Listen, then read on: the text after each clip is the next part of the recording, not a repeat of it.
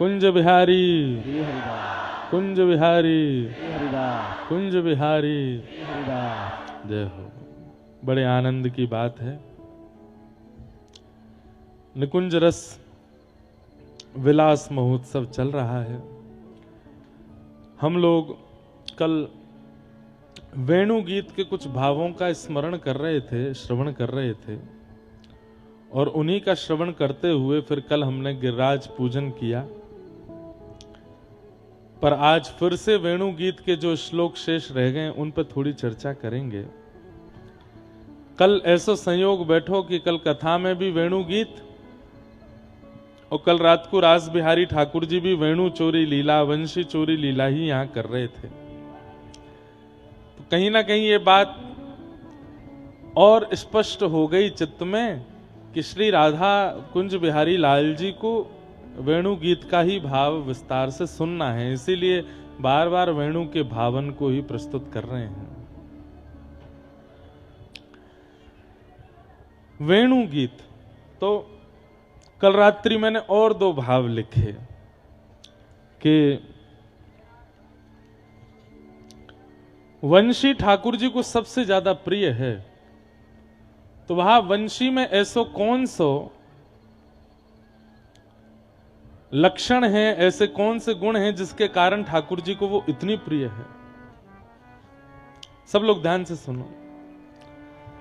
तो कल उसके 4 लक्षण बताए थे, 2 लक्षण और रात्रि में आए हैं ध्यान में।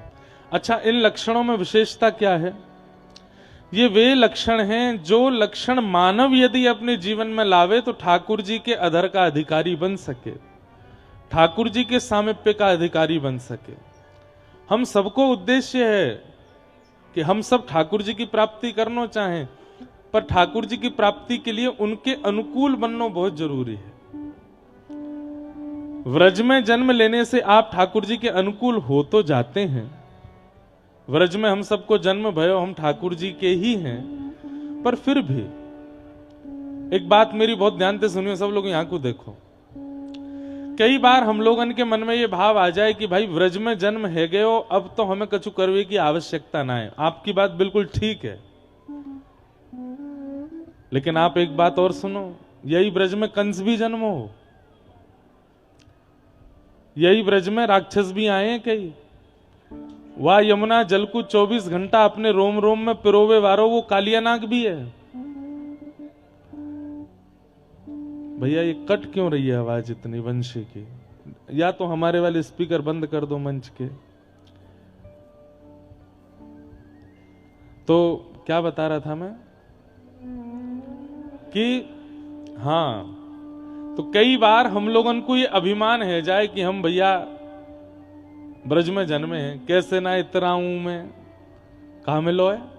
बरसाना मिला। खूब बढ़िया इतराओ, बरसानो मिलो है, खूब बढ़िया इतराओ। आपको वृंदावन मिला है, नंदगाम मिलो है, गोवर्धन मिलो है, डीग मिलो है, जटेरी मिलो है, पर इतरावे को अधिकार तब है जब आप ठाकुर जी के गुणन से युक्त हो, ठाकुर जी के प्रिय गुणन से युक्त हो। नहीं तो ये अहम गोपियों के चित्त में भी आया था रास विहार करते समय, तो ठाकुर जी उनको छोड़ करके भी चले गए। हम व्रज में जन्मे हैं, ये हमारा सौभाग्य है। बाहर के जन्मे लोगन को थोड़ी कठिनाई है सके ठाकुर जी के योग्य बनने में। अरे हम ब्रजवासीन को इतनी कठिनाई को सामना ना करना पड़ेगा, हम तो बहुत जल्दी ठाकुर जी के रह सकें, पर हम प्रयास ना करें या अभिमान में प्रयास ना करें कि हम ब्रज के, हम तो ठाकुर जी के ही हैं, जन्मते ही ठाकुर जी के हैं भैया हम ठाकुर जी के। लेकिन कभी अपने गुण दोषन पे स्वयं चिंतन करो। ठाकुर जी बड़े कृपालु हैं, ब्रजवासीन में दोष ना देखें, लेकिन हमको स्वयं देखने चाहिए कि हम में कहा दोष है। कहीं वो ठाकुर जी की सेवा में कष्टदायी तो नहीं है, कहीं वो ठाकुर जी की सेवा में ठाकुर जी को कष्ट तो नहीं दे रहे हैं। इसलिए वेणु वंशी के लक्षण क्या हैं? वंशी का सबसे पहला लक्षण कल मैंने बताया कि वो दोष युक्त होते हुए भी ठाकुर जी के सामने दोष छुपाती नहीं, अपने समस्त छिद्रों को प्रकट कर देती है। दूसरा लक्षण कल हमने सुना था सहनशीलता, बहुत सहकर के वंशी बनती है। आज बहुत सुंदर प्रसंग है वेणु गीत में, इसलिए बहुत ध्यान से सुनना। तीसरा वेणु का लक्षण क्या है? पूर्ण अधीन। वंशी पूर्ण अधीन रहती है, स्वर उसके पास है, योग्यताएं उसके पास हैं, आकर्षण करने की योग्यता उसके पास है, लेकिन सारी योग्यताएं होते हुए भी ठाकुर जी के अधीन रहती है। आप चाहोगी तो बजूंगी, नहीं तो नहीं। ये सारे लक्षण हम सब ला सकते हैं अपने चित्त में। चौथा, कल इन पे विस्तार से चर्चा हुई इसलिए केवल मैं नाम बोल रहा हूं। चौथा वेणु का लक्षण क्या है? बिचौलिया। वंशी बजती है, सबको प्रिय लगती है, लेकिन वंशी से ना, वंशी बजाने वाले से प्रेम होता है। वंशी बिचौलिया है, सबको खींचती तो है पर खींच करके अपने पास नहीं, अपने स्वर को साधने वाले ठाकुर जी की ओर ले जाती है, बिचौलिया है। तो ये 4 लक्षण हम लोगों ने कल सुने थे। अब विषय मैंने ऐसा उठा लियो है कि बहुत एकाग्र चित्त और शांति की आवश्यकता है, पर राधा कुंज बिहारी तो सुन ही रहे हैं, बहुत ध्यान से सुनिए। 2 लक्षण और जो कल चित्त में आए कि वंशी में और 2 कौन से लक्षण है? पहला नहीं, 5वां लक्षण, 4 तो कल हमने सुने। 5वां लक्षण है संग्रह नहीं करती। आपने राग देश बजाया, राग मालकोश बजाया, ये तो जो वंशी बजाना जानते हैं उनके लिए बात है। आपने चाहे जो राग बजाया, सब उसके अंदर आते हैं पर ठहरते नहीं, संग्रह नहीं करती। ठाकुर जी को प्राप्त करने वाला व्यक्ति संग्रही नहीं होना चाहिए। बहुत इकट्ठा करने वाला व्यक्ति भगवत प्राप्ति नहीं कर सकता। जिसके अंदर बांटवे की ज्यादा क्षमता है, दैवे को ज्यादा मन जाको रे हमेशा, वो ठाकुर जी का अधिकारी बनता है। हम लोगों के अंदर संग्रह वृत्ति बहुत है। कोई ने कछु दे दियो तो वह संभाल के रखेंगे, अपने प्रयोग में लेंगे, ठीक है, अच्छी बात है, ये मानवीय स्वभाव होता है। पर मानवीय स्वभाव और भक्त स्वभाव में अंतर भी तो है। भक्त स्वभाव कैसा है? वो विक्रय करता है, वो बांटता है, वो लुटाता है। संतों में और हम गृहस्थियों में अंतर क्या है? हम गृहस्थी सब संग्रह करते हैं, संत सब बांट देते हैं, जो आयो सो दे दें। आपने कोई बढ़िया वस्तु दी, आपके बाद कोई आयो तो वागू दे देंगे। आप कई बार क्रोध भी कर सकते हो, महाराज जी हम बड़ी दूर से आपके लिए लाए थे, आपने उसको दे दी। अरे भाई, भगवत प्राप्त का ये स्वभाव है कि वो अपने पास ज्यादा रखेगा नहीं, और जो अपने पास ज्यादा रखे वो भक्त नहीं, वो तो बांटे। और या कोई एक भाव ऐसो है, प्रेम गली अति सांकरी तामे दो ना समाए। इतनी छोटो हृदय हमारो, वहां में प्रिया लाल जी विराजमान है, और कोई के लिए स्थान है नहीं वहां पे, इसलिए सब बांट दें। अरे कहां तक कहें? भाई छोड़िया बंधु छोड़िया, छोड़िया जग सोए। मीराबाई कह रही हैं, भाई छोड़िया बंधु छोड़िया, छोड़िया जग सोए। साधुअन संग बैठ बैठ, साधुअन संग बैठ बैठ, साधुअन संग बैठ बैठ, लोक लाज खोई रे। मेरे तो गिरधर गोपाल, मेरे तो गिरधर गोपाल, दूसरो न कोई, दूसरो न कोई। कहने वाली बात है बंधुओं, ठाकुर जी जीवन में आएंगे ना तो आप रहोगे परिवार में, आप रहोगे माताजी पिताजी पत्नी पति बच्चन सबन के बीच में रहोगे, पर पता नहीं क्यों सबके बीच रहते हुए भी एक सन्यास जैसी स्थिति रहती है। कोई बहुत आसक्ति नहीं है उन सब के प्रति, और ये हो जाती है। इसलिए मैं तो आजकल युवा बहुत आते हैं कथाओं में, तो उनको समझाता हूं कि भाई ये मार्ग अच्छा तो बहुत लग रहा है, लेकिन सब छूट जाएगा, ध्यान रखियो या बात को। परिवार वाले शिकायत करते रहेंगे, हम ते बात ना करे, हमारे पास बैठे ना आए, हम ते मिले ना आए। हम ते बोले ना है, हम ते कछु सुख दुख की कहे ना है। मित्र कहेंगे भैया जब ते गयो है वृंदावन ते बदल सो गयो, ये होगा ही, संग्रह नहीं कर पाओगे। न संसार का, न समाज का, न परिवार का, न वस्तु का, न सामग्री का, सबका संग्रह चला जाएगा। और वंशी का वो स्वरूप है, वंशी संग्रहित नहीं रहती, एक संग्रह नहीं करती। सब लोग इधर देखो, यहां देखो, यहां देखो, कथा सुनो। अच्छा आप कहोगे राग रागनियां, वंशी में कछु भी डालो, वंशी के छिद्र में कुछ भी डाल दो दूसरी तरफ से निकल जाएगा, नहीं रह सकता उसके पास। इसलिए ठाकुर जी के अधर पर है, संग्रह नहीं करती है। और वंशी का एक लक्षण और है, छठवां लक्षण। ये दो लक्षण और आए, मैं तो कल तक कुछ ना कुछ ढूंढता ही रहूंगा, लेकिन ये सारे लक्षण वो हैं जो मानवों के अंदर आ सकते हैं। लक्षण निकालने को तो 100 लक्षण आप ढूंढ लोगे। वाह, आज देखो मंच पर क्या बढ़िया शोभा बनी है, कबूतर बैठे, अभी अभी खरगोश भी आएगा। वाह, कितना आनंद है। ये सुख जटेरी में ही है, और तो कहीं ऐसा बन ना सके। और कहीं कथा होगी महाराज जी तो देखा देखी अगर यजमान नकल भी करना चाहेंगे तो ना कर पाएंगे, क्योंकि वो जो कबूतर लामेंगे, वो जो खरगोश लामेंगे, वो राधा कुंज बिहारी के थोड़ी होंगे। वो कहीं से खरीद के ले आमेंगे तो उन उपद्रवी, व्यास मंच पे कहो तो सब कर आ जाएं, बदबू छोड़ेंगे। पर ये देखो राधा कुंज बिहारी के दो सबरे सामने बैठ गए। बोले क्यों? श्रोता हैं, श्रोतान को सामने बैठना चाहिए, तो वहां जाके बैठ गए। जब मैं आयो कहो तब यहीं खेल रहे। अभी खरगोश भी आए हैं। वाह, मानो ऐसो कि जैसे यहां हमारे भारतवर्ष के अलग अलग स्थानों से सब संत जन पधारे, कोई महापुरुष स्वयं नहीं आ पाए तो अपने प्रतिनिधि भेजें। बोले जटेरी में कथा चल रही है, हम नहीं जा पा रहे, तुम चले जाओ हमारी तरफ से। तो श्री राधा कुंज बिहारी लाल जी मन में सोच रहे हैं, बोले मैं जाऊंगा तो हबड़ तबड़ हो जाएगी, तो अपने प्रतिनिधि भेज दिए खरगोश और कबूतर। जाओ कथा सुन के आओ। और आश्चर्य की बात है, देखो मैया ने कैसा आनंद आयो।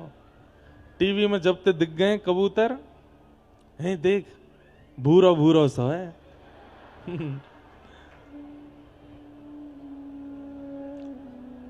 देखो चर्चा का विषय बन गया। अब ठीक है मैया सुनन दो, खुद सुन, देखो सीखो कबूतर कैसे एक बिल्कुल शांत बैठ के कथा सुनना है। आप भी ऐसे ही सुनो। तो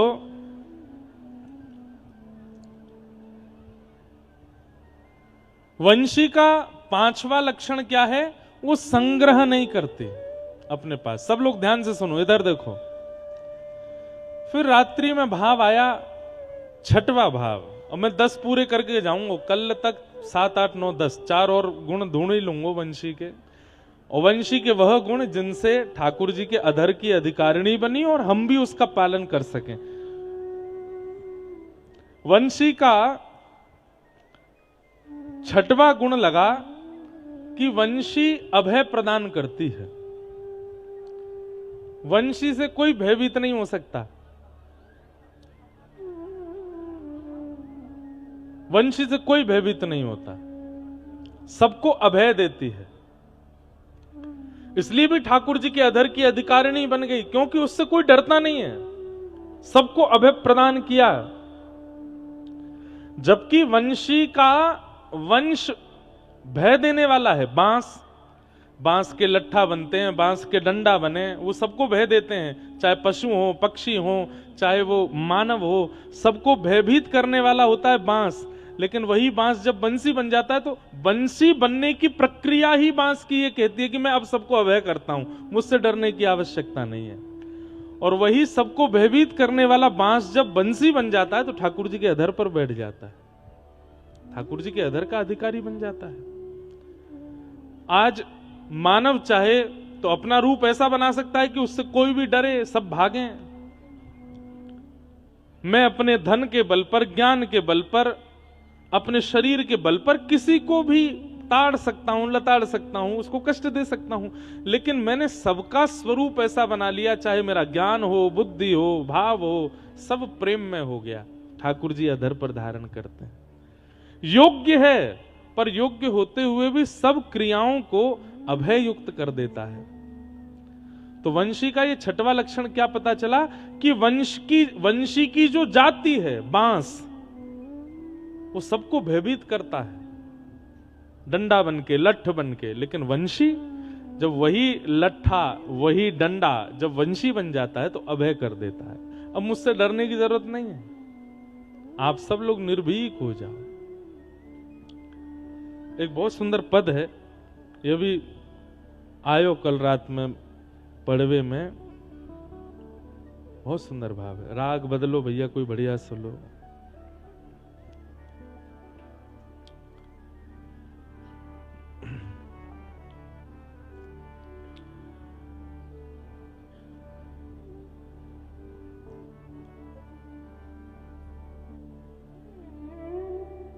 कौन सा लियो है? रागेश्वरी। कोई बहुत सुंदर राग है।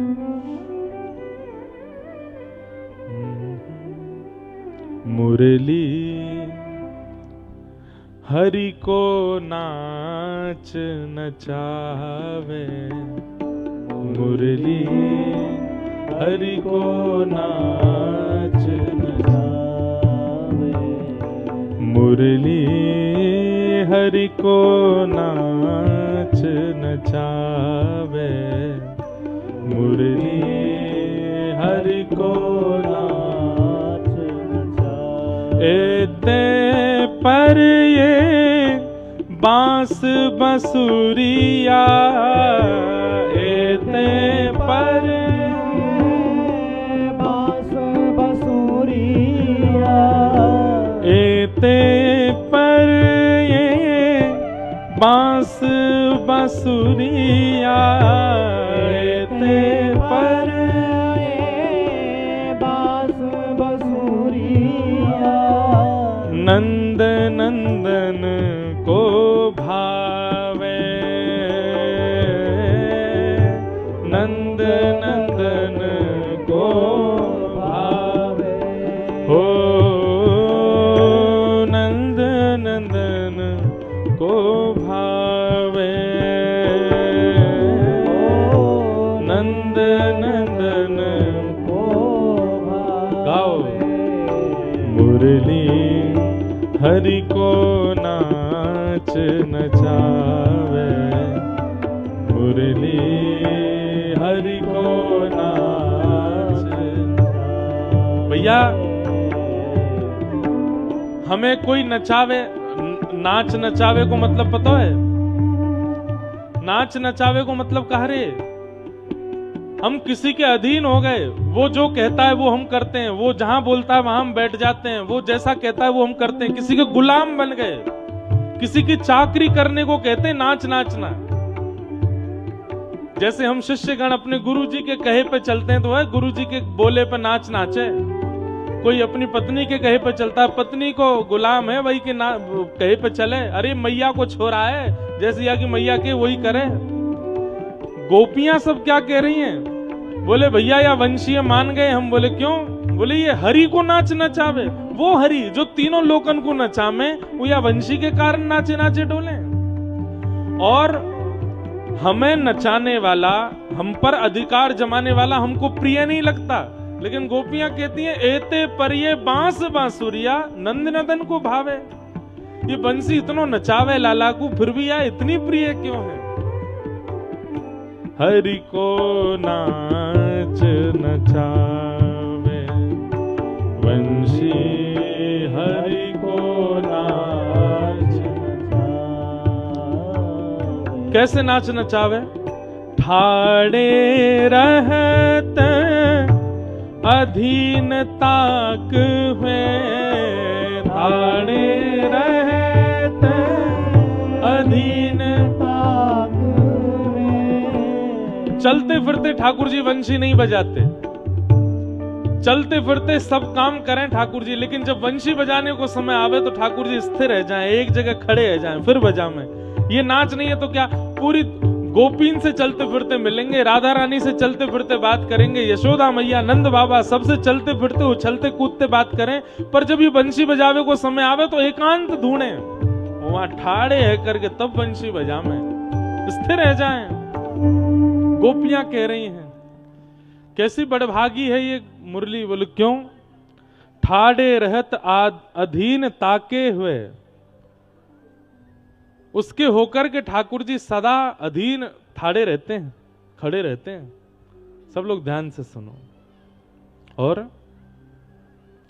सकुच न बोलत बातें, सकुच न बोलत बातें, ऐसे अधीन रहते हैं ठाकुर जी की जितनी देर वंशी बजाते हैं उतनी देर बोलते नहीं है। ये बात तो स्पष्ट है कि वंशी वादन करने वाला बोलता थोड़ी है, ठाकुर जी बोलते नहीं हैं, अधीन होकर के श्रवण करते हैं, वादन करते हैं। और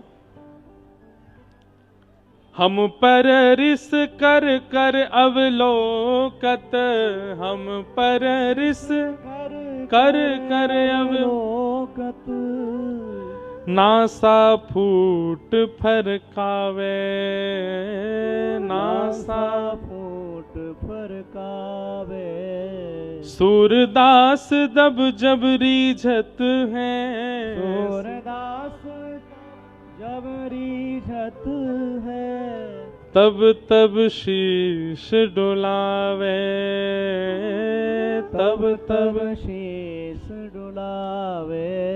गोपियां कह रही हैं, हम जब सामने आ जावे, नंद नंदन हमको तो रिस भर के देखे।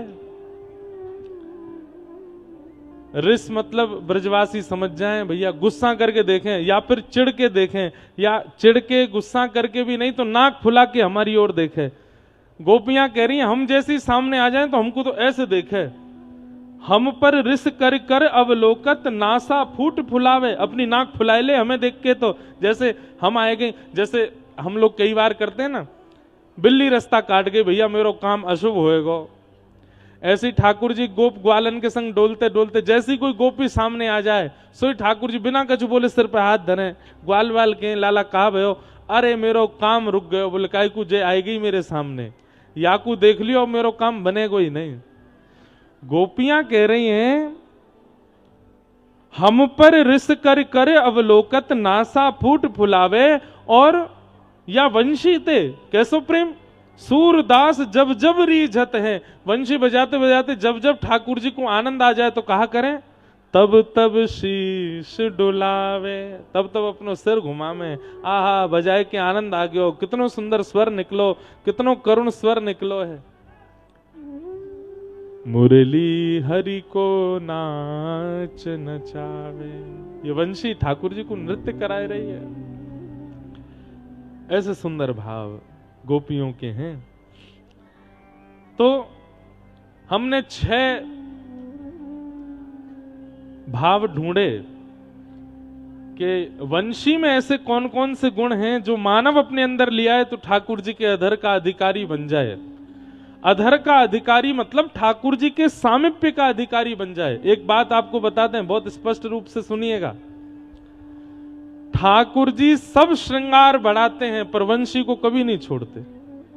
मुकुट का भी एक निश्चित समय इतनी देर रहेगो, बाजूबंद, कड़ूला, पैर की पाजेब, कमर की कौंधनी, सबको एक समय है। वास से ज्यादा ये ना टिके ठाकुर जी के पास, ठाकुर जी उतार दें, लेकिन वंशी 24 घंटा ठाकुर जी के पास रहे। कितनी प्रिय है, श्रृंगार में सबसे प्रिय वंशी है ठाकुर जी को। गोपियां वही बात कहते हुए अब आगे वेणु गीत में क्या कह रही हैं, ध्यान से सुनो। हाँ,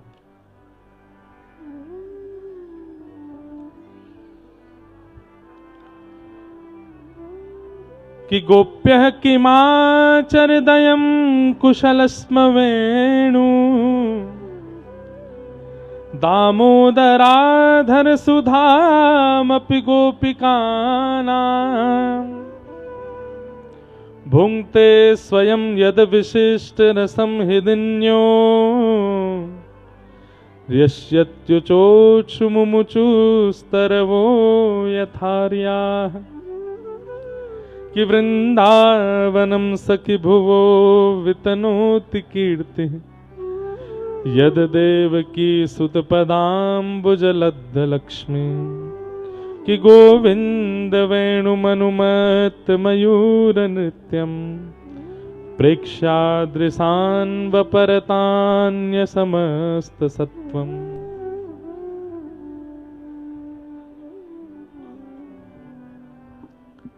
सावधानी से सुनो भैया। गोपियां कह रही हैं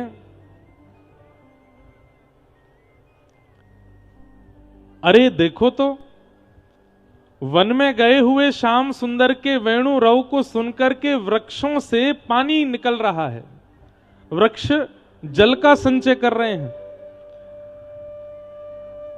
शीतकाल में जब कोहरा पड़ता है तो वृक्ष के पत्तों पर पानी जम जाता है, ओस जम जाती है सुबह सुबह, और सुबह सुबह कोई जाकर के वृक्ष को नहीं खिलाए दे तो ऊपर से पानी गिरते हैं।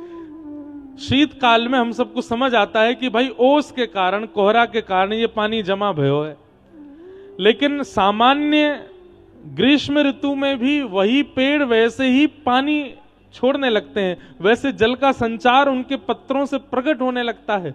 कब? जब ठाकुर जी वंशी का नाद करते हैं। गोपियां आपस में चर्चा कर रही हैं, बहुत अंतरंग वार्ता है, न ध्यान से सुनो। गोपियां आपस में चर्चा कर रही हैं, अरे भैया ये वृक्षंसों जल प्रवाह क्यों है रो है। और ये याद रखिएगा, ठाकुर जी किलोमीटरों दूर वन में हैं, ये गोपियां घर में बैठ के वंशी रव सुनकर के अपने मन की स्थिति से चर्चा कर रही हैं। वेणु गीत में ठाकुर जी की वेणु की ध्वनि आ रही है और उन गोपियों के मन से भाव प्रकट करा रही है। एक गोपी बोली, मोए तो ऐसा लगे ये वृक्षों के हर्षाश्रु हैं। हर्षाश्रु कौन से हैं? बोले हर्ष में आने वाले अश्रु। कई बार घर में कोई मंगल कार्य होता है तो उसकी बात सुनकर के आप रोने लगते हैं, आंखों में आंसू आ जाते हैं। किसी का ब्याह हुआ हो तो आंसू आते हैं, बच्चा फर्स्ट डिवीजन पास हो जाए या घर में कुछ अच्छी क्रिया होती है तो हर्ष के अश्रु प्रकट होते हैं। बोले हर्षाश्रु क्यों हो रहे हैं?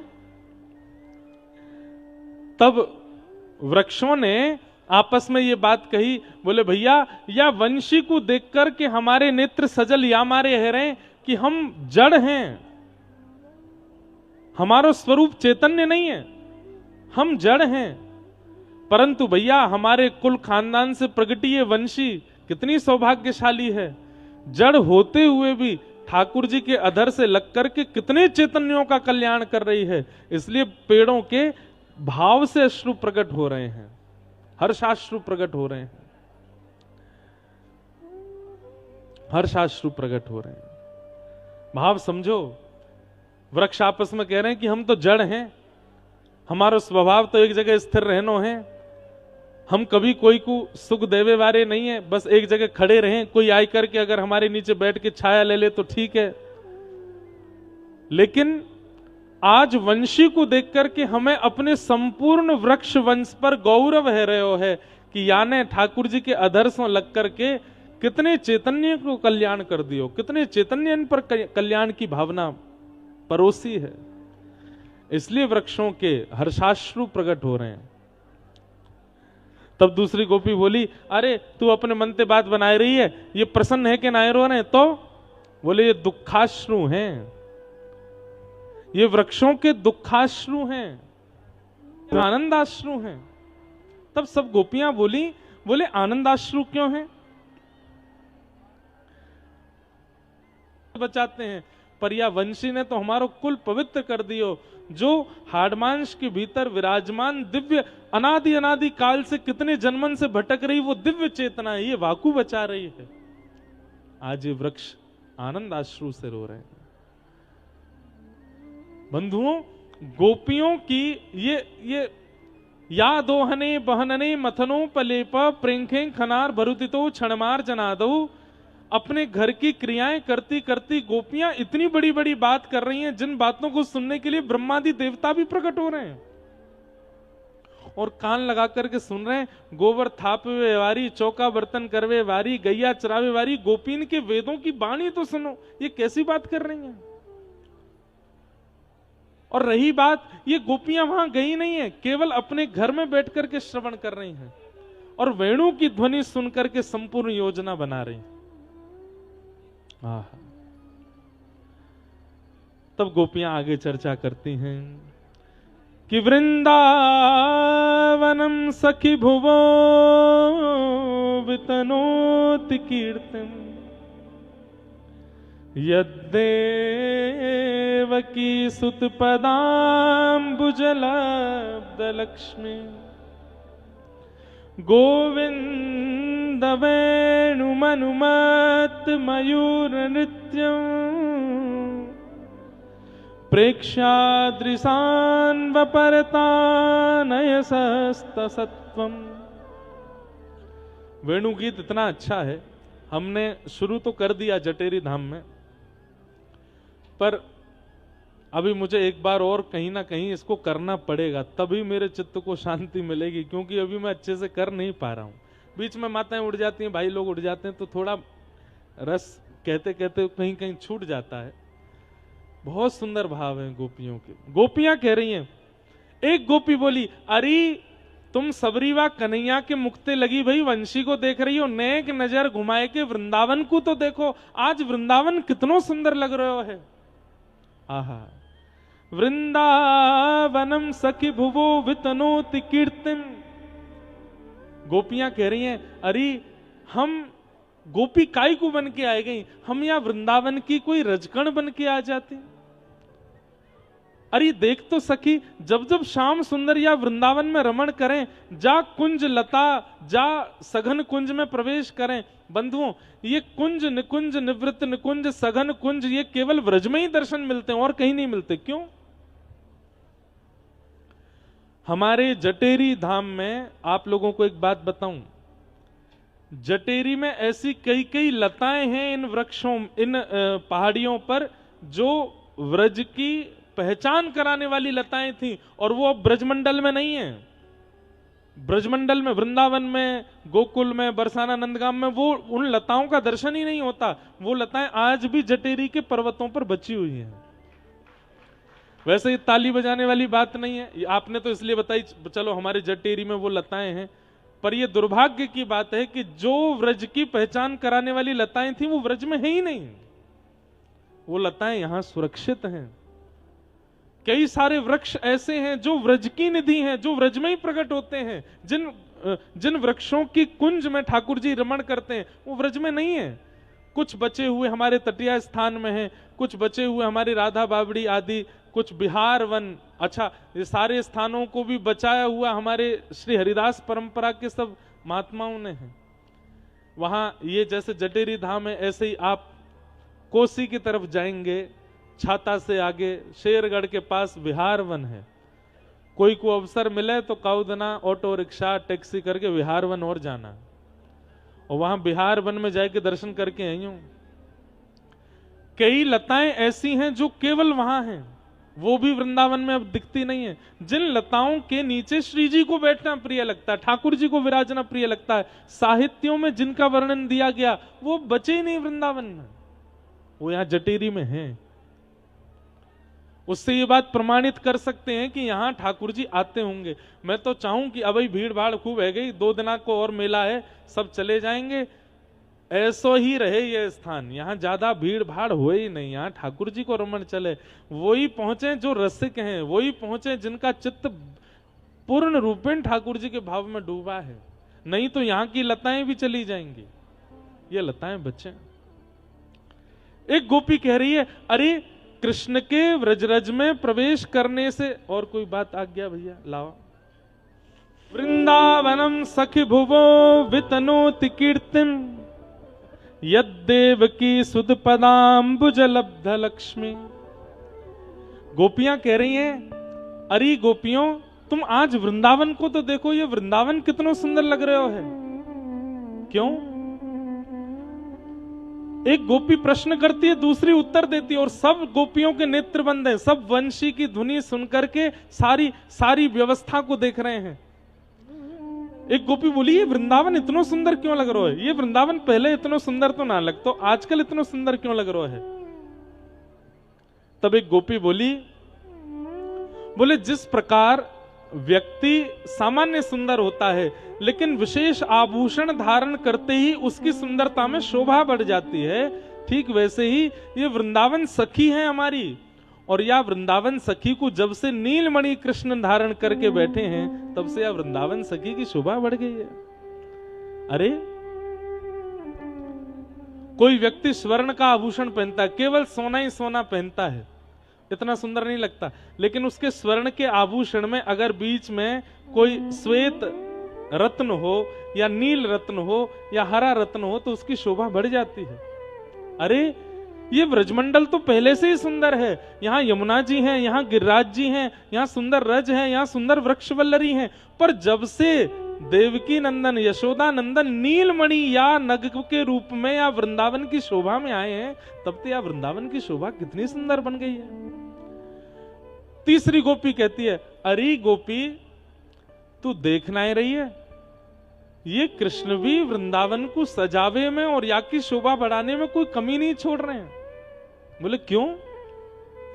मैंने सुनी है कि ये वैकुंठ में पादुका पहन के रहे, मैंने सुनी है कि ये हंस पर, ये गरुड़ पर, ये विमान पर बैठ करके रहे, लेकिन या वृंदावन में तो देख, इनने पादुका भी नहीं पहनी, बिना पादुका के अपने चरणन से भ्रमण कर रहे हैं। अरे ये वृंदावन सुंदर यामारे लग रहे हो है क्योंकि श्री कृष्ण के निरावृत चरणों के स्पर्श से वृंदावन के रोंगटे खड़े है रहे हैं, वृंदावन आनंदित है रो है, वृंदावन मचल रहे हो है, सुंदर है रो है। एक बात, मैं ब्रज की रज में चप्पल ना पहनूं समझ में आता है, आप लोग पादुका ना पहनो। हमारे पूज्य श्री जी महाराज, अभी पलसाना वाले महाराज जी बैठे हैं यहाँ पे, सिद्धि पूरे वृंदावन में इस बात की कि श्री जी महाराज जब भी आते वृंदावन अपनी पादुका उतार देते और चप्पल पहन करके वृंदावन में नहीं रहते। क्यों? बोले जा धाम पे, जा भूमि पे हमारे नंद नंदन ने पादुका नहीं पहनी, वहां हम कैसे पहने? लेकिन नंद नंदन क्यों नहीं पहनते हैं? इसके पीछे क्या कारण है? दो कारण। पहलो कारण, ठाकुर जी को अपने चरण स्पर्शीय, ठाकुर जी को अपनी चरण स्पर्शीय रज सबको प्रदान करनी है। ठाकुर जी बोले मैं तो चलो जाऊंगा कुछ दिना की लीला करके, मेरे बाद या ब्रज में आवे वाले लोग ऐसे बावले है करके रहेंगे तो उनके लिए मैं काय रूप में रहूं? तो रज में इतनो रहूं, इतनो अपनो स्पर्श या रज को प्रदान कर दूं कि रज मेरो ही रूप है जाए, ताकि याकू शीशों लगा के, याकू हृदय से लगा के, याकू अपने सर्वांगीण अंग से लगा करके व्यक्ति को मेरे भक्ति को अनुभव होए। पहली बात। दूसरी बात, पादुका हर जगह नहीं उतारी जाती, पादुका वहां उतारी जाती है जहां पर सम्मान की पराकाष्ठा पार हो, वहां पादुका उतारी जाती है। वृंदावन में ठाकुर जी पादुका नहीं पहनते क्योंकि श्री वृंदावन का सम्मान ठाकुर जी करते हैं। किरा से लेकर के और यमुना तट तक का वृंदावन मत लिया कीजिए आप। ये 84 कोस व्रजमंडल कहते हम इसको व्रज हैं, कहते हम इसको जो कुछ भी है, ये पूरा संपूर्ण समग्र वृंदावन ही है। और ठाकुर जी ऐसा नहीं कि वृंदावन में नहीं पहनते, जटेरी में पहने होंगे या कामवन में पहने होंगे, डीग में, कहीं नहीं पहनते, पादुका व्रज में पहनते ही नहीं है। और निरावृत चरणों से जब ठाकुर जी व्रजमंडल की रज में अपने चरण रखते हैं तो गोपियां कहती हैं राम कृष्ण चरण स्पर्श प्रमोद। जैसे कभी ठंडी व्यार अगर हमारी त्वचा का स्पर्श करे तो हमारे रोंगटे खड़े हो जाते हैं, कोई अत्यंत सुखद स्पर्श यदि हमारा स्पर्श करे तो हमारे रोंगटे खड़े हो जाते हैं। ऐसे ही ठाकुर जी के निरावृत कोमल चरण जब श्री वृंदावन का स्पर्श करते हैं तो वृंदावन सुख से फूल जाता है और गोपियों को सुंदर दिखने लगता है। ये कुंज निकुंज जैसे जैसे श्याम सुंदर चलते हैं, तहां तहां की कुंजें झुकती चली जाती हैं। कभी अपना पत्र, कभी अपना पुष्प, कभी अपना फल ठाकुर जी के सामने प्रेषित करती हैं। हमारे व्रजमंडल में ज्यादा ऊंचे पेड़ नहीं दिखाई देंगे, ज्यादा चौड़े पेड़ नहीं दिखाएंगे। जैसे ठाकुर जी त्रिभंग लली हैं, ऐसी व्रजमंडल की लताएं भी त्रिभंग लली हैं, ऐसी टेढ़ी मेढ़ी सी हैं। क्यों? ठाकुर जी चल करके आए किसी वृक्ष के नीचे, ठाकुर जी को मन है कि मैं लेट जाऊं, तो वो वृक्ष तुरंत अपनी जड़ता को छोड़ के चैतन्य होकर के बिस्तर बना देता है कि श्याम सुंदर लेट जाएं। ठाकुर जी को मन है जाए यहाँ पे बैठ के नेक देर पाम चलाऊंगो, नेक देर ऐसे जैसे ऊपर लटक करके पाम चलाते हैं, सो वो वृक्ष ऐसे ऐसे आड़ बना लेता है, ठाकुर जी उस पर चढ़ जाते हैं, अपने पैर लटकाते हैं।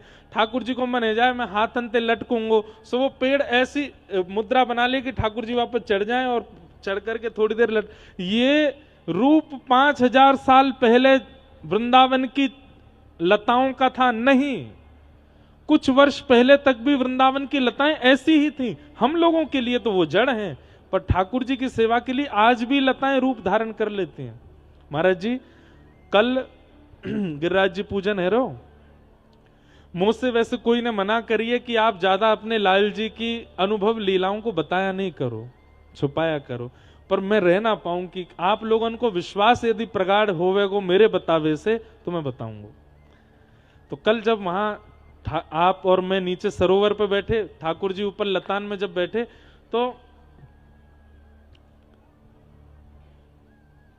मन में भाव आ रहा हो कहीं से सूर्य की किरण ठाकुर जी के बिल्कुल गाल पे पड़ रही, नेक सी बिल्कुल यहीं आ रही जोड़ते। मैंने कि भले ही शीतकाल है लेकिन लाला को ने चुभ तो रही होगी गाल पे। कोई या तो सिंहासन ने इधर इधर कर दें, या पेड़ की कोई एक डाल ऐसी आगे आ जाए जैसे ठाकुर जी पे पड़े नहीं। बस इतना विचार ही कियो और थोड़ा बस इधर उधर चंवर वंवर रख के जैसी देखी, अपने आप ही एक लता ने ऐसी छांव बनाई कि वो सूर्य की सौरी किरण व लता के ऊपर आ रही, ठाकुर जी पर नहीं पड़ी, अपने आप ही भई कल लीला। आज भी वृंदावन के जितने भी वृक्ष हैं वो आज भी चैतन्य हो जाते हैं यदि ठाकुर जी की लीला उनके सघन स्थान पर हो तो। हाँ, हम आप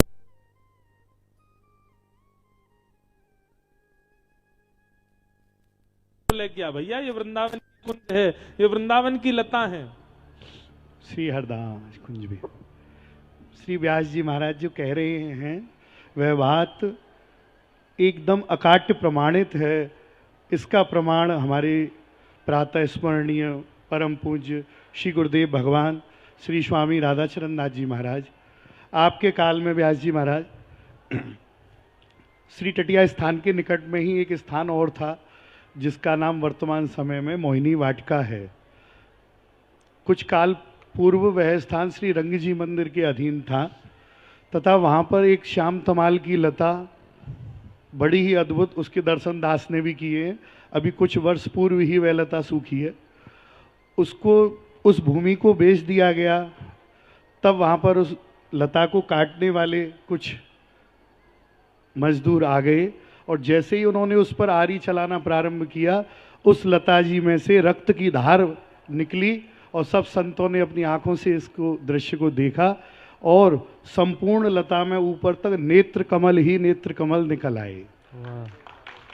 तब श्री गुरुदेव भगवान श्री सरोवर विहारी में अपनी निज लीला में समाधिस्थ भाव में भजन कर रहे थे। तभी दो सखियां, एक नीली साड़ी में और एक लाल साड़ी में महाराज जी के निकट पहुंची। महाराज जी स्तब्ध रह गए कि द्वार तो नीचे से बंद हैं, पर ये माता बहन कहाँ से आई। तब वे दोनों सखियां बोली कि गुरुदेव आपके राज्य में भी हमारी रक्षा नहीं होगी तो कहाँ होगी। महाराज जी बोले आप कौन हो। तब बोली कि हम प्रियालाल की सखी हैं। तब महाराज जी बोले आप कहाँ विराजो। तब उन्होंने कहा हम वहीं लता पर विराजते हैं। तब श्री गुरु जी महाराज ने संतों को भेजकर उस लता के मजदूरों को उनकी मजदूरी देकर उनको विदा किया तथा उनके मालिकों से बात करके उस संपूर्ण स्थान को ही खरीदा उन लताओं के लिए। तो आचार्य चरण कहते हैं कि वृंदावन की द्रुम अरु बेली और प्रिया लाल की सखी सहेली, ये सब प्रिया प्रीतम की सखियां हैं।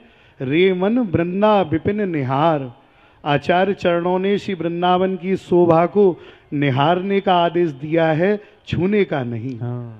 इनको कष्ट न दें, इनके दर्शन करें, इन पर दूध फूल चढ़ाएं, इनकी कृपा का अनुभव करें।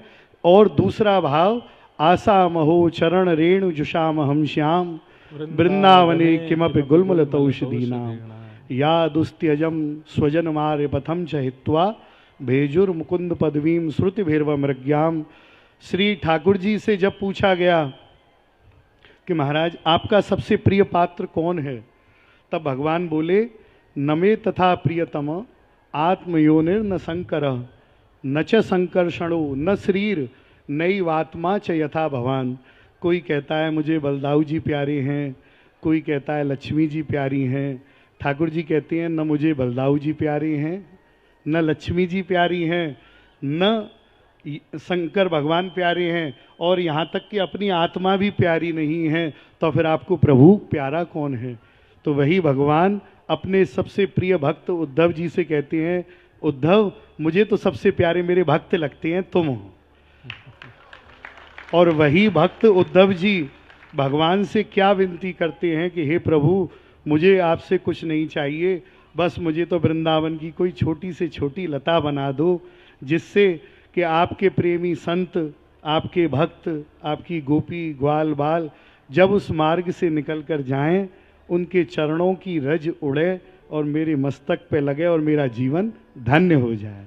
जय बिहारी जी की। बहुत सुंदर महाराज जी। तो वृंदावन के जितने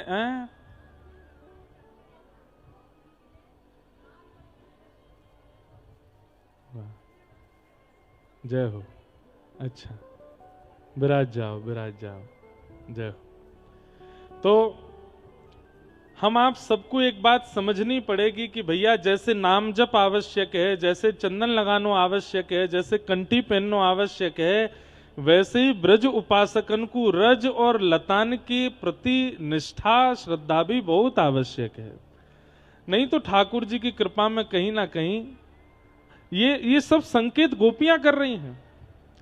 वृंदावनम सखी भुवो वितनोत कीर्तिम, यद्देव की सुत पदाम्बुजलब्ध लक्ष्मी।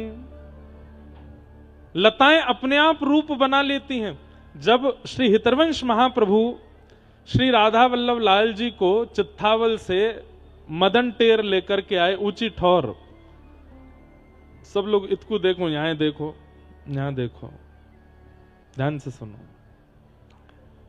मदन टेर ऊंची ठौर, जहां पर श्री राधा वल्लभ लाल जी मंदिर से पहले विराजमान, कितने दिनों तक वहीं विराजमान रहे। तो कहते हैं जैसे ही श्री राधा वल्लभ लाल जी को वहां विराजमान किया, सारी लता गुल्म पत्रों ने रात रात में ही ऐसी सघन कुंज बना करके गर्भगृह बनाया, ताकि वर्षा हो तो राधा वल्लभ लाल जी पर छींटे नहीं पड़े, धूप पड़े तो श्री राधा वल्लभ लाल जी को उष्णता नहीं हो, रात्रि में शीतलता होती तो द्वार भी नहीं थे, तो अपने आप ही लताएं ही आकर के अपनी बेलों से द्वार बना लेती, श्री राधा वल्लभ लाल जी की शयन हो जाती। ये सारी लता ही अपने आप अपने रूपों को ऐसा परिवर्तित करती थी कि उसमें श्री ठाकुर जी बड़े प्रेम से विराजते। इसलिए वृंदावन अति सुंदर लग रहा है, अति प्यारा लग रहा है। वृंदावन की शोभा निरखत, हरे राम व्यास जी गा रहे हैं। वृंदावन की शोभा निरखत, मेरे नैन से रात, वृंदावन प्यारो वृंदावन, वृंदावन प्यारो। ये इसी पद की प्रेरणा से वृंदावन रसामृत लिखा गया। श्री हरिराम व्यास जी महाराज क्या कह रहे हैं, जो गोपियों को यहां अनुभव हो रहा है, ठाकुर जी ग्वाल बालों के संग चल रहे हैं और वृंदावन फूले नहीं समा रहा है। ज्यों ज्यों चरण पड़ते हैं श्री श्याम सुंदर के, वृक्ष वल्लरियां इतनी सुंदर होती जा रही हैं, पुष्प प्रकट हो रहे हैं, फल प्रकट हो रहे हैं, सारी वृक्ष वल्लरियों ने वृंदावन की शोभा को अद्भुत कर दिया है। गोपियां अपने घर में बैठे बैठे समग्र वृंदावन की भलैया ले रही हैं। कितना सुंदर है वृंदावन। वृंदावन की शोभा निरखत, वृंदावन की शोभा निरखत, वृंदावन की शोभा निरखत, वृंदावन की शोभा निरखत, हे मेरे नैन से रात वृंदावन, वृंदावन, वृंदावन करो वृंदावन, हे श्री वृंदावन करो वृंदावन, श्री वृंदावन प्यारो वृंदावन। और फिर यही भावना से हमने सप्तनिधि के भाव प्रकट किए। या वृंदावन में श्री ठाकुर जी सीधे खड़े नहीं होते हैं, या वृंदावन में ठाकुर जी पौड़ते नहीं हैं, या वृंदावन में सदा त्रिभंग लली श्याम सुंदर तिरछे खड़े हो में। व्यक्ति सीधा कहां खड़ा होता है, या फिर बिल्कुल सीधा और बहुत मर्यादित कहां रहता है? जहां ज्यादा प्रेम नहीं होता वहां थोड़ी मर्यादा रखता है व्यक्ति, लेकिन जहां अतिशय प्रेम आ जाता है वहां सबरी मर्यादाएं छोड़ देता है व्यक्ति, सारी मर्यादाएं छोड़ करके बैठता है। अब कोई बालक स्कूल जावे तो सीधो खड़ो रहेगो, सीधो बैठेगो, सीधो चलेगो, लेकिन वही बालक अपने मित्र के यहाँ जावे, उछल तो भयो तो चलेगो, बैठेगो भी तो पामन ने ऊपर कर लेगो, खावेगो भी तो लेट के खावेगो। क्यों? मित्र की यहाँ मर्यादा नहीं, प्रेम है। ठाकुर जी द्वारिका में बिल्कुल सीधे खड़े हैं, बद्रीनाथ में तो तपस्या कर रहे हैं, जगन्नाथपुरी में सीधे ठाड़े हैं, लेकिन श्रीधाम वृंदावन में श्री ठाकुर जी त्रिभंग लली श्याम सुंदर, मुख भी टेढ़ो, कमर भी टेढ़ी, शीश भी टेढ़ो, सब टेढ़ो करके खड़े हैं। क्यों? यहाँ मर्यादित नहीं है, यहाँ प्रेमी श्री कृष्ण है, इसलिए त्रिभंग लली श्याम सुंदर टेढ़े मेढ़े है करके बिल्कुल प्रेम में भर करके छक करके खड़े हैं। सुनो सुनो सुनो सबरे, बैठो बैठो, एक बात सुनो, बहुत जरूरी बात करनी है मोए आप सबंते, जल्दी बैठो जल्दी बैठो। ऐसे ही बैठ जाएं तो मान जाओ भैया। कोई ने मोते एक बात कही, और वो बात ऐसी कही कि भैया ठाकुर ने सोने की नगरी दे दी गुजरात वाले इनको, अपनो सबरो ज्ञान दे दियो हरियाणा कुरुक्षेत्र वाले इनको, हम ब्रजवासी इनको तो केवल भांग घोट के पीवो सिखाए गए ठाकुर जी। बाकी सब कछु तो सबन को बांट गए। अरे नहीं नहीं नहीं नहीं, यहां देखो वेणु गीत में गोपियां क्या कह रही हैं, कितनी ऊंची बात कर रही हैं। ब्रज को जो ठाकुर जी ने दियो वो तो कोई को दियो ही नहीं है। क्या? यद्देवकी सुत पदाम्बुजलब्ध लक्ष्मी, साक्षात पराम्बा जगदम्बा लक्ष्मी, जिसके पीछे आज 8 अरब 9 अरब जितनी जनसंख्या पूरे विश्व की है,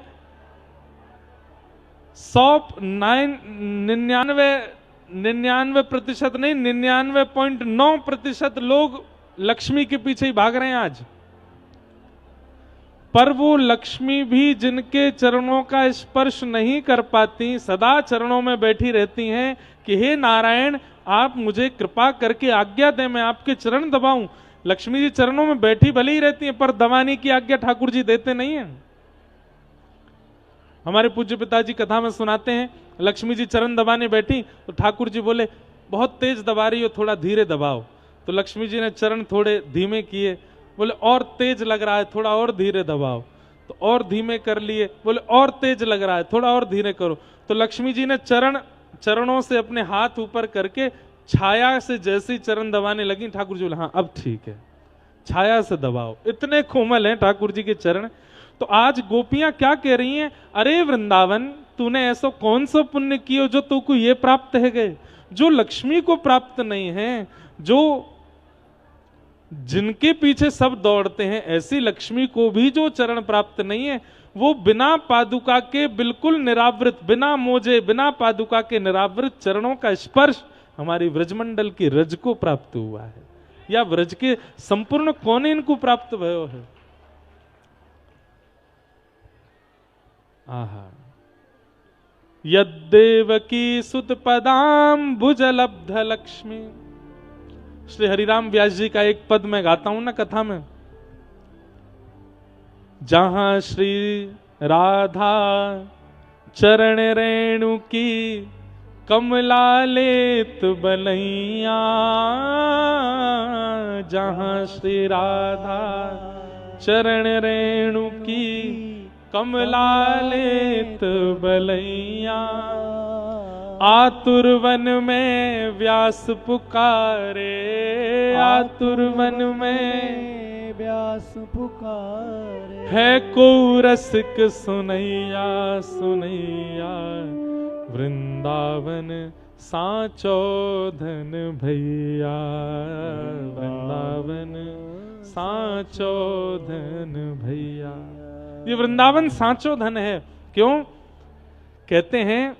वैसे तो कमला और श्री किशोरी जी में कोई भेद अंतर नहीं है, लेकिन फिर भी हमारे ब्रजवासी कहते हैं कि लक्ष्मी सीधे किशोरी जी की बलैया नहीं ले पाती हैं, तो किशोरी जी जब उठ करके चली जाती हैं तो उनके चरण जहां रज में अंकित हो जाते हैं, उस रज की बलैया लेती हैं लक्ष्मी जी। आहा, जहां श्री राधा चरण रेणु की कमला लेत बलैया।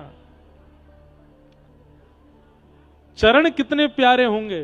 धन धन राधिका के चरण, धन धन राधिका के चरण, धन धन राधिका के चरण, धन धन। अच्छा सुनो, आप कहोगे महाराज जी द्वारिका में भी कभी ना कभी ठाकुर जी बिना पादुका के घूमे होंगे। हाँ ठीक है, मान लो घूमे होंगे, चरण रज द्वारिका को भी मिली है।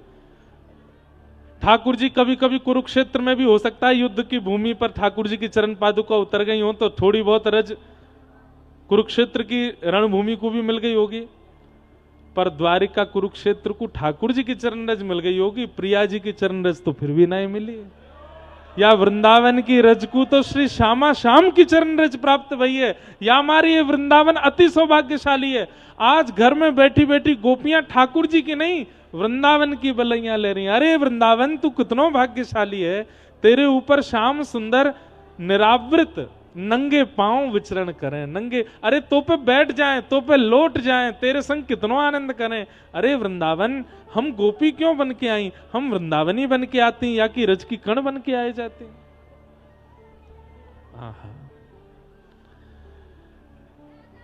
सुभग शीतल अति कोमल, सुभग शीतल अति कोमल, कमल के सेवरण, धन धन। अच्छा एक बात आपने देखी, मंदिर के सामने रज पे नंगे पांव चलो, ये जो पथ बनो भयो है जहां हमारी कुटिया है, मेरो तो मन ही ना करे मैं जात नाते जटेरी आयो, ना पादुका पहनी ना खड़ाऊं पहनी। ऐसी कोमल रज है, जब हमें चलवे में इतना सुख होवे। सोचो आज फिर भी निष्ठुर है, जब कमल कली से हमारी किशोरी जी चलती होंगी तो उनके चरण पड़ते ही रज जान मूझ करके और ज्यादा नरम है जाती होगी कि श्यामा जी आ रही हैं, श्री प्रिया जी आ रही हैं, ठाकुर जी आ रहे हैं, और कोमल है जाओ। कितना सुंदर लगे। कैसे चरण हैं किशोरी जी के।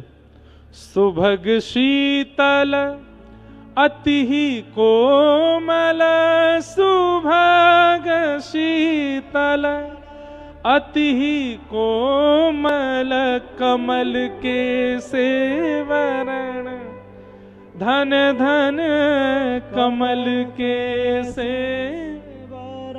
एक कहीं वाणी में मैंने पढ़ो कि जब हमारी किशोरी जी चलें तो चेंटा चेंटी भाग, हम जब चलें तो चेंटा भागे। अरे कहीं मुंह पे पाम नहीं धर दे, मर जाऊंगा मैं। लेकिन हमारी किशोरी जी जब चलें चेंटा चेंटी भागे ना। बोले क्यों? इतने कोमल चरण है कि चरण पड़वे के बाद वो जीवित ही रहे, वहां के प्राण ना निकले। ऐसे कोमल रुई कैसे, कमल कैसे वर्ण, धन धन राधिका के चरण, धन धन राधिका के चरण। कल रात्रि महाराज जी के संग सरोवर पर बैठ के खूब बात भई। महाराज जी कह रहे इतने कोम कि हम पुष्प भी ना रख सके, वो भी चुभे गो प्रिया जी को। एक चर्चा है, एक बार अष्टदल कमल के सुंदर आसन पर प्रिया जी पौड़ी हैं, श्री ललिता विशाखा जी सुंदर चमड़ डोरा रही हैं। इतने में श्याम सुंदर आए गए और श्याम सुंदर आए करके बोले, अरे ललते। ललिता जी बोले, धीरे बोलो, हल्ला मत करो, प्रिया जी सोई हैं। हाँ मैं वही तो कह रहा हूं, प्रिया जी सोई हैं, न मैं चरण दबाए लूं इनके, ये जग के तो मुझको चरण सेवा करन ना दें, अभी गहरी नींद में सो रही हैं, मैं धीमे धीमे चरण दबाए जाऊंगा इनके। ललिता जी बोली, चरण दबाओगे? तुम्हें पता हो कितने कोमल हैं हमारी प्रिया जी के चरण? तो ठाकुर जी बोले, तो मेरे हाथ कौन से निष्ठुर हैं? मैं हूं बहुत कोमल हूं, तुम्हारी प्रिया जी के चरण कमल हैं तो मेरे हाथ भी तो कमल हैं। करकंज लोचन कंज मुख कर कंज पद कंजारुण, मेरे हाथ भी कमल हैं। ललिता जी बोली, एक दृश्य देखोगे? बोले दिखाओ। तो श्री ललिता जी किशोरी जी के चरणन के पास ले गई ठाकुर जी को, ध्यान से सुनियो, और बोली अब देखो, हृदय सो लगाए तो। बाहर वाले कई बार बुरा मान जाएंगे, महाराज जी हमको तो कुछ समझते ही नहीं आप ब्रजवासियों के आगे। भैया ब्रजवासी कौन? जो ब्रज में जन्म ले वो ब्रजवासी, और दूसरा ब्रजवासी कौन? जो भले ही ब्रज में ना जन्म लेवे लेकिन 24 घंटा मन में, तन में, बुद्धि में, स्मृति में ब्रज ही डोलता रहे, वो ब्रजवासी है।